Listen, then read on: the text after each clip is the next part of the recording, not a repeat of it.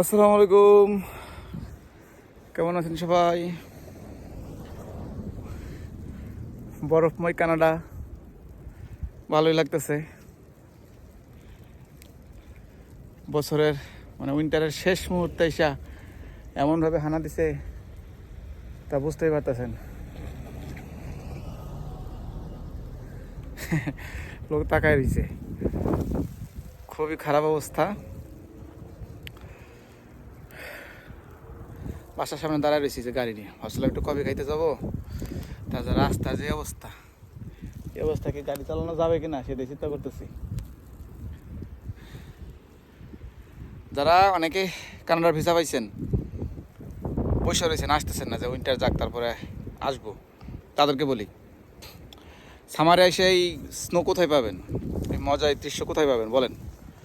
কাজেই দ্রুত চলে আসেন। ফেব্রুয়ারি মাস থাকতে থাকতে শেষ মুহূর্তে হইলেও কিছুটা স্নোর মজা নিয়ে যান। এটা কিন্তু আগামী 9 মাস পাবেন না, এটা শুধুমাত্র এই ডিসেম্বর, জানুয়ারি, ফেব্রুয়ারি 3 মাসে থাকে, ঠিক আছে?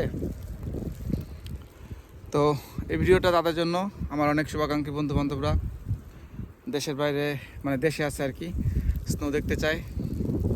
স্নোর বিভিন্ন অবস্থা কি, আসলে যেরকম দুর্ভোগ কষ্ট সেরকম আনন্দ আছে। যে আমি কিন্তু স্নোর মধ্যে দাঁড়ায় আছি নর্মাল একটা জ্যাকেট পরে, কারণ এই ঠান্ডা এখন আমাদের কাছে ইউজ টু হয়ে গেছে। -6 চলতেছে, ফিলিংসটা আর একটু বেশি, বাট তেমন কিন্তু একটা মনে হচ্ছে না, বিকজ এটা এখন আমরা অভ্যস্ত। ওই যে ওখানে কিছু বাচ্চা পোলাপান আছে, আর স্নোর মধ্যে খেলতেছে, খেলাধুলা করতেছে, ক্যামেরায় দেখা যায় দেখি, ওই যে, ঠিক আছে? তো কানাডিয়ানদের কাছে স্নো কিন্তু কিছুই না, তারা খুবই আনন্দ করে। এই বেশি বেশি স্নো স্ট্রং হলে তার মধ্যে তারা আরও বেশি মজা খুঁজে পায়।